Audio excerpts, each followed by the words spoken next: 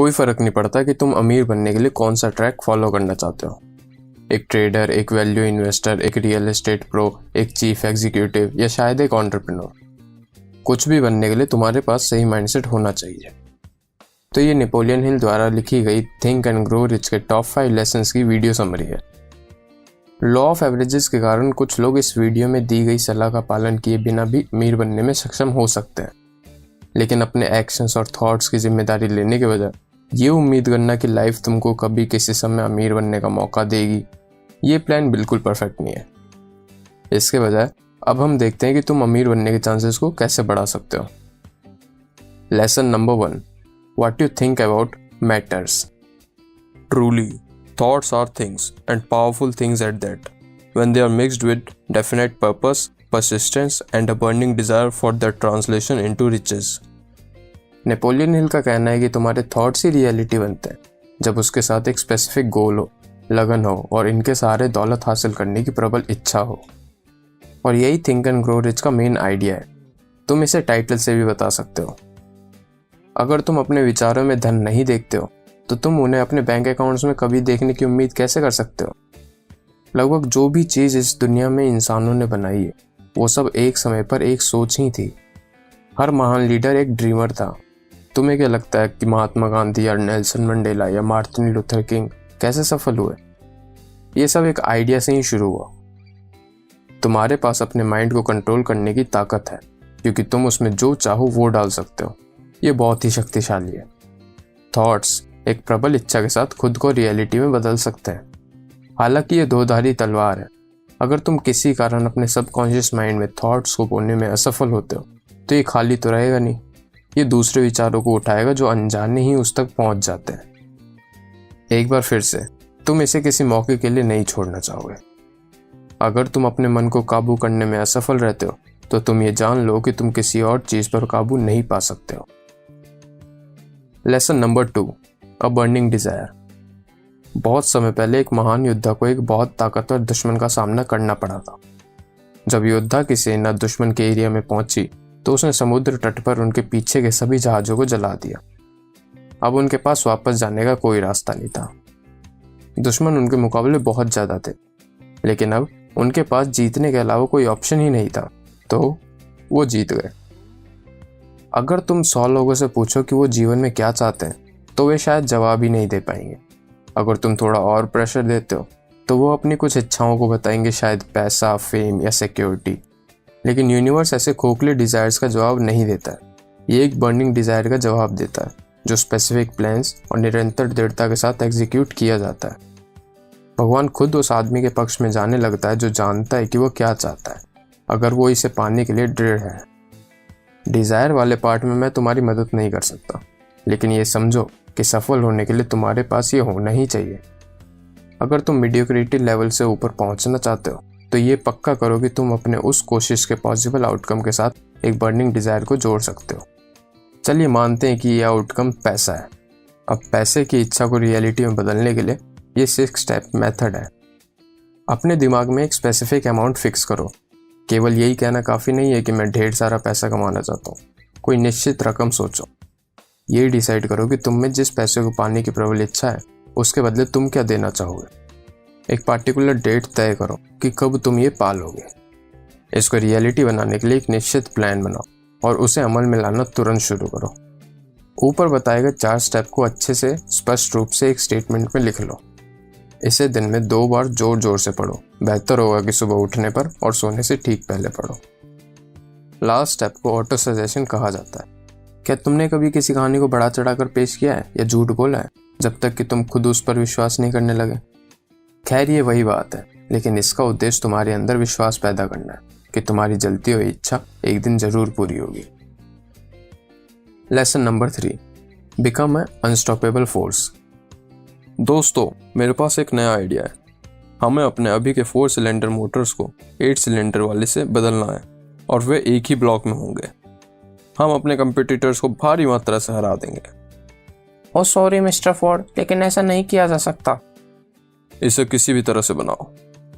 लेकिन सर, ये नामुमकिन है। काम चालू कर दो और जब तक तुम सफल नहीं हो जाते तब तक काम पर बने रहो, चाहे कितना ही समय लगे। सर हम दिन रात काम कर रहे हैं, लेकिन जैसा कि हमने कहा ये असंभव है। नहीं, ऐसा नहीं है, इसे करते रहो। माफ करें मिस्टर फोर्ड, हमें ऐसा करने का कोई तरीका नहीं मिला है। काम चालू रखो, मुझे ये चाहिए और मैं इसे लेकर रहूंगा। ओह, क्या फ़ायदा, ये आदमी जानता ही नहीं है कि इसे कब गिव अप करना है। मुझे भी वो दे देना चाहिए जो ये चाहता है। हमें ये बनाने का तरीका मिल गया सर। कोई भी तब तक नहीं हारता जब तक कि वो इसे स्वीकार नहीं कर लेता। याद है ना नवाज भाई ने क्या कहा था मान जी? तेरे को क्या लगता था कि नहीं लौटेंगे? गलत। जब तक तोड़ेंगे नहीं तब तक छोड़ेंगे नहीं। लाइफ में किसी भी जगह जहाँ तुम सफल होना चाहते हो वहाँ दृढ़ता ही सब कुछ है। नेपोलियन हिल का कहना है, दृढ़ता शब्द के पीछे कोई बहुत बड़ा अर्थ नहीं छुपा हुआ है, परंतु ये गुण इंसान के चरित्र में उतना ही महत्वपूर्ण है जितना कि स्टील के लिए कार्बन। नेपोलियन हिल कहते हैं कि परसिस्टेंस का इम्तिहान दिए बिना कोई भी महान की उपलब्धि नहीं पा सकता। याद रखें, कुछ किए बिना कुछ भी नहीं मिलता। हर चीज़ की एक कीमत होती है और वो सबको चुकानी पड़ती है। कई बार ऐसा लगता है कि दूसरे लोग बिना कीमत चुकाए ही सफल हो जाते हैं, लेकिन शायद ये सच नहीं है। भले ही कुछ लोग इसे इस तरह से दिखाना चाहें, लेकिन ऐसा नहीं है। अपने प्लान पर टिके रहें और जीतें। भगौड़े लोग कभी नहीं जीतते और विजयी लोग कभी नहीं भागते। याद है ना मैरी कॉम पिक्चर में क्या कहा था? फाइटर कभी हार नहीं मानता। Lesson number 4, sexual energy. नहीं, तुमने गलत नहीं पढ़ा। नेपोलियन हिल के अनुसार मनुष्य के 5 सबसे ज़्यादा एनर्जी बढ़ाने वाली चीज़ें हैं: फ्रेंडशिप, म्यूजिक, अमीर बनने की चाहत, प्यार और सेक्स। सेक्स की इच्छा मनुष्य की सभी इच्छाओं में सबसे शक्तिशाली है।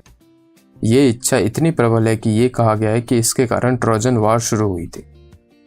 सभी पुरुष जिन्होंने अपनी लाइफ में बहुत कुछ पाया है वे हाईली डेवलप्ड सेक्सुअल नेचर के थे। ये वो व्यक्ति होते हैं जिन्होंने सेक्स रूपांतरण की कला सीख ली थी। सेक्सुअल एनर्जी को फिजिकल कांटेक्ट की इच्छा से बदल के इच्छा और एक्शन के दूसरे फॉर्म में बदलना होता है, तभी ये व्यक्ति को जीनियस के लेवल तक उठा सकती है। और इसी को सेक्स रूपांतरण कहते हैं, जिसका मतलब है माइंड को फिजिकल एक्सप्रेशंस के थॉट से बदल के नेचर के किसी और फॉर्म के थॉट्स तक पहुंचना। जीनियस बनने की बात तो दूर, प्रबल सेक्स डिजायर्स के कारण ज़्यादातर लोग अपने आप को नीचे गिरा लेते हैं और इस महान शक्ति का गलत यूज़ और इसकी गलत समझ होने के कारण खुद को जानवरों के लेवल पर ले जाते हैं। आज की सोसाइटी में प्रलोभनों के कारण आज एक्सरसाइज करना शायद उससे भी ज़्यादा मुश्किल है जब नेपोलियन हिल ने पहली बार थिंक एंड ग्रो रिच लिखी थी। इसके लिए बहुत ज़्यादा विल पावर, नए हैबिट्स के बनाने और पुराने बिहेवियर को ख़त्म करने की आवश्यकता होती है। ठीक है ना? Lesson number 5, the 6 ghost of fear. इससे पहले कि तुम नेपोलियन हिल की फिलॉसफी को यूज़ में ला सको, तुमको अपने डर पर जीत हासिल करनी होगी। यहाँ 6 सबसे आम और सबसे डेंजरस डर हैं, और याद रखें वे केवल आपके दिमाग में मौजूद हैं और तुम उन्हें कंट्रोल कर सकते हो अगर तुम चाहो तो, और अगर तुम इसकी प्रैक्टिस करते हो तो। पहला, फियर ऑफ पॉवर्टी। इस डर का कॉमन सिम्टम पैसों की तरफ केयरलेस एटीट्यूड रखना है, जो कि लैक ऑफ एम्बिशन से दिख जाता है। तुम्हारा दिमाग अमीर बनने पर फोकस नहीं कर सकता अगर वो हर वक्त बेसिक चीज़ों के लिए पैसों की चिंता करेगा। तुम्हें इस डिसीजन पर पहुंचना होगा कि तुम जो कुछ भी हासिल करो वो काफ़ी है, जब तक कि तुम उसमें अपना सब कुछ दे देते हो। दूसरा, फियर ऑफ क्रिटिसिज्म। ये दूसरों के आसपास रहने पर नर्वस हो जाने की विशेषता है, और इस डर से लोग किसी भी चीज़ में पहल नहीं कर पाते कि कोई कुछ कह देगा तो, किसी ने कुछ बुरा बोल दिया तो क्या होगा। इस डर को हराने के लिए आपको इस बात की चिंता करना बंद कर देना चाहिए कि दूसरे लोग क्या सोचते हैं या क्या कहते हैं, और कभी कभी थोड़ा क्रिंजी हो जाने की हिम्मत करो। Third, fear of ill health. एक कॉमन सिम्टम आलस को छुपाने के लिए बीमारी का ढोंग करने की आदत है। इसे रोकने के लिए तुमको सिम्टम्स के बारे में भूल जाना चाहिए और ख़ास तौर पर उन्हें ढूंढना बंद कर देना चाहिए। कोई भी सिम्टम घातक हो सकता है अगर तुम गूगल करते हो। Fear of loss of love of someone. Jealousy इसका एक कॉमन साइन है। एक ऐसे डिसीजन पर पहुंचो कि अगर कुछ पाना जरूरी है तो तुम वो बिना प्यार के भी पा के रहो, और अगर तुम अभी सिंगल हो तो इस समय का यूज़ एक ऐसी लाइफ बनाने के लिए करो जहाँ तुम अकेले जीने की सराहना करना सीखो। फिर इससे आगे सब कुछ तो सिर्फ एक बोनस है। Fifth, fear of old age. अपनी उम्र के बारे में दुखी रूप से बोलना फियर ऑफ ओल्ड एज की विशेषता है। उम्र बढ़ने को एक बाधा के रूप में नहीं, बल्कि एक आशीर्वाद के रूप में स्वीकार करके इस डर को दूर करो, क्योंकि आपके पास अपनी यंग एज की तुलना में ज़्यादा समझदार होने और बेहतर सेल्फ कंट्रोल होने की संभावना है। 6th, fear of death. एक कॉमन सिम्टम है अपने जीवन को पूरी तरह से जीने के बजाय मरने के बारे में सोचने की आदत। तुमको इस डर पर जीत हासिल करने का कारण पता ही होगा। मैं कल्पना भी नहीं कर सकता कि जो कोई भी अपने दिन नरक की आग में चिंता में बिता रहा है या एक नाइट गाउन पहनकर अनंत काल में बिता रहा है, वो कभी खुश हो सकता है? सबकी मृत्यु निश्चित है, कोई इससे नहीं बच पाया है। इसे एक्सेप्ट करना सीखो। इन जनरल इस कंक्लूजन पर आकर इन डर को दूर करो कि लाइफ के पास ऐसा कुछ भी नहीं है जो तुम्हारी इस कांस्टेंट चिंता के लायक है, इसलिए चिंता करना छोड़ दो।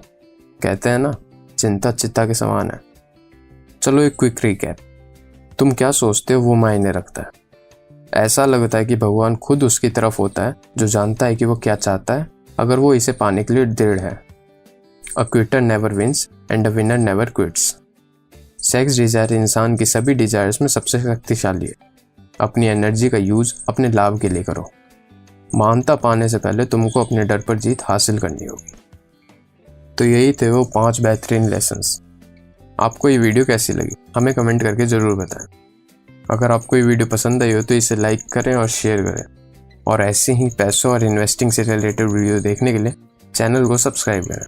देखने के लिए धन्यवाद।